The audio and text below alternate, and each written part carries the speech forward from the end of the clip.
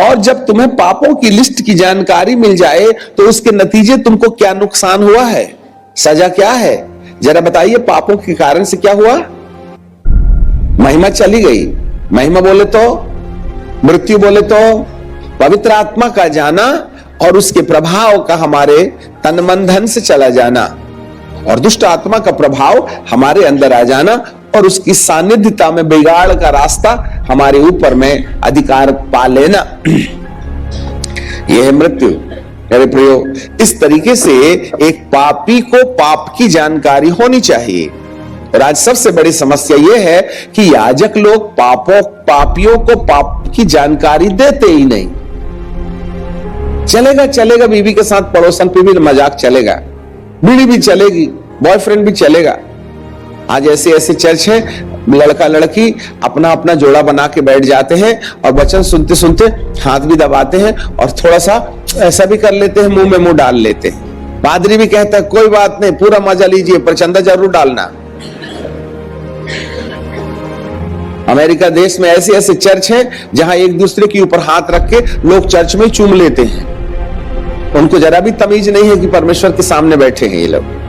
और ऐसे चर्च में भीड़ बहुत होती है, और सबसे धनी चर्च होता है वो, क्योंकि पाप करने वाले दिल खोल करके पाप करते हैं और दिल खोल के दान भी देते हैं। सॉरी टू से, आज पाप की जानकारी देने वाले महंत धरती पर नहीं रह गए। यही कारण है कलीसिया को पाप की जानकारी नहीं है। और जब हमें पाप की ही जानकारी नहीं होगी तो पश्चाताप का सवाल ही नहीं उठता है। और प्रभु यीशु मसीह ने कहा था, मन फिराओ और लौट आओ, परमेश्वर का और स्वर्ग का राज्य निकट आ गया है। आज पश्चाताप तो धरती पर ऐसा गायब हो गया है जिसके बारे में कहा ही नहीं जा सकता है। भाई, पश्चाताप तो पाप की जानकारी के ना बाद होता है। इसलिए सच्चा परमेश्वर का दास पाप को साफ रीति से कलीसिया के सामने रखेगा तो वह सच्चा परमेश्वर का दास है। और जिसने पाप की सच्चाई नहीं बताई, हमें शंका करना चाहिए वह तीसरे आसमान वाले का प्रतिनिधि है या दूसरे आसमान वाले का प्रतिनिधि है। क्योंकि आपने पश्चाताप को, जो हर ताले की चाबी है, उसको बोरवेल में डाल दिया। No consideration in the end time. यदि कलीसियाओं ने पाप का अंगीकार, पाप को छुपाने का प्रयास किया, तो बाइबल का परमेश्वर कहता है जो अपने अपराध छुपा रखता है उसका काम सफल नहीं होता, और जो अपने पापों को मान लेता है और छोड़ भी देता है उस पर दया की जाएगी।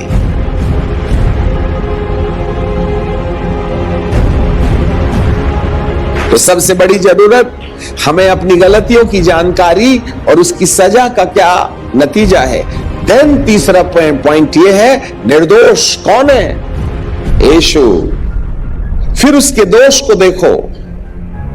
निर्दोष यीशु की निर्दोषिता जिसने झांक नहीं पाया, उसको यीशु के ऊपर जो दोष डाला गया उससे कोई फायदा नहीं होगा।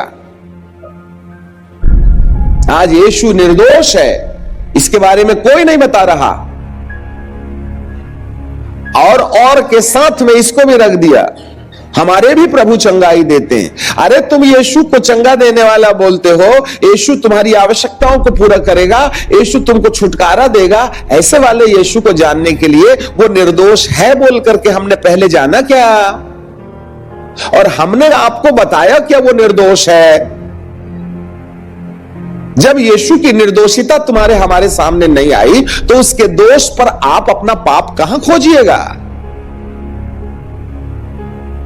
जो यीशु की निर्दोषिता को जाने और ये जाने कि ये निर्दोष होके फिर दोषी क्यों हो गया, तब उस दोष के अंदर अपने पापों को गिनो। हर कोने में अपनी गलती खोजो। कितने मोबाइल चोरे थे, कितनी चप्पलें ले गए थे, कितनी बिटियाओं को तुमने बर्बाद किया है, कितनी गर्लफ्रेंड बना के उनको ना मैला करके छोड़ दिया है, कितने नोट गायब किए थे पति और पत्नी की जेब से, कितनों से झूठ बोला, कितनों को चोट दी थी, कितने बार मां बाप के आंसू निकाले थे तुमने। उनको शुगर और ब्लड प्रेशर देने वाली तुम ही हो। कबूतर की समन पाल के रखा था बेटा तुमको, मोहल्ले वाले ने सीटी मारा तो बाप की छाती पर पैर रख कर के उसके सारे सपनों को मट्टी में डाल के उसके साथ फुर्र से उड़ गई तुम। इस गुनाह को याद करो। ये लव मैरिज नहीं चलेगा मेरे प्रभु के राज्य में, सेटल मैरिज चाहिएगा। कौन बोलेगा? कॉलेज के बहाने जाते हो, इश्क फरमाते हो, कौन सच्चाई बताएगा? उसको ढूंढो वहां पर। हे प्रभु, मेरे सारी गलतियां वन बाय वन तेरे कष्ट के ऊपर देख रही। जिस दिन तुमको यीशु की निर्दोष शरीर में तमाम दर्द जो उसके अंदर हो रहे, उसमें अपनी गलतियों को खोजना शुरू करो, तब आपके मन को गिल्टी कॉन्शियस से निकल आने का मन हो जाएगा। हे प्रभु, अरे मेरी बीड़ी के चक्कर में तेरे हाथ में खीला क्या? मेरे गंदे विचार के चक्कर में तेरे सिर में कांटों का ताज क्या?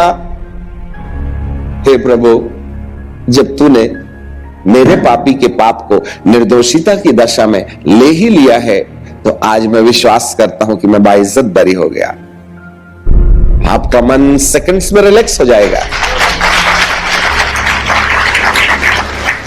आपके अंदर जो गिल्टी कॉन्शियस है, आपके अंदर में जो दोषारोपित विवेक है, वो निकल के बाहर आ जाएगा। और जब तक आपके अंदर में गिल्टी कॉन्शियस माइंड नहीं निकलेगा, तब तक आप कितनी भी प्रार्थना कर लो, मेरा प्रभु आपका उत्तर देने वाला नहीं है। हमको तो बार बार अपने पाप याद आते हैं। इसका मतलब तुम्हें क्षमा नहीं मिली, क्योंकि आपने अपनी गलतियों को निर्दोष यीशु के ऊपर दोष के रूप में नहीं झांका।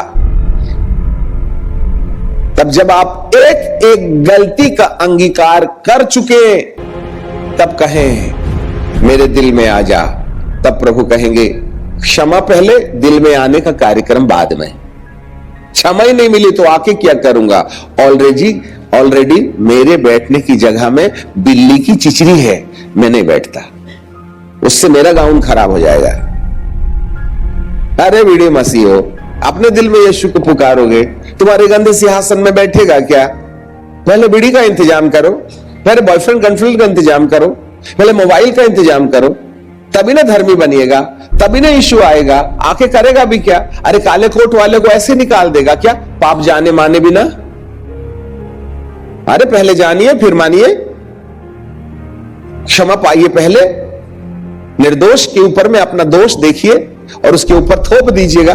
और जब उसके ऊपर अपना दोष थोप दीजिएगा, तब प्रभु जी कहेगा वाह, मैं अपने नाम के नियमित तेरे सारे अपराध मिटा दूंगा और उसको फिर कभी स्मरण नहीं करूंगा। जा, तू धर्मी बन गया।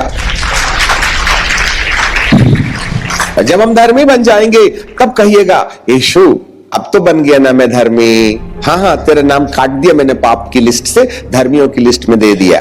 अच्छा ठीक है, अब तो आ सकते हो ना? जरूर आऊंगा, अच्छा लगेगा तेरे साथ आने में। कुर्सी साफ सुथरी, सफेद चादर बिछी, यीशु का लहू उस कुर्सी के ऊपर, उस आत्मा के ऊपर में सारे पाप धो करके हमको बैठने लायक बना दिया, और हमको नहीं, यीशु को बैठने लायक बना दिया। तब प्रभु कहेगा वाह, पुत्र की आत्मा जो है अब्बा, हे पिता कह के पुकारती है, हमारे हृदय में भेजा गया। गया काला कोट वाला निकल के हमारी आत्मा की कुर्सी से आ गया यीशु मसीह लाल शॉल पहन करके। Now you are righteous. राजा कहता है ठपाक, तू धर्मी है, अब मांग लो जो चाहिए। हे प्रभु, मेरा बेटा बदल दे। बदलना तो पड़ेगा, अब तू धर्मी हो ही गया है, जवाब तो देना पड़ेगा।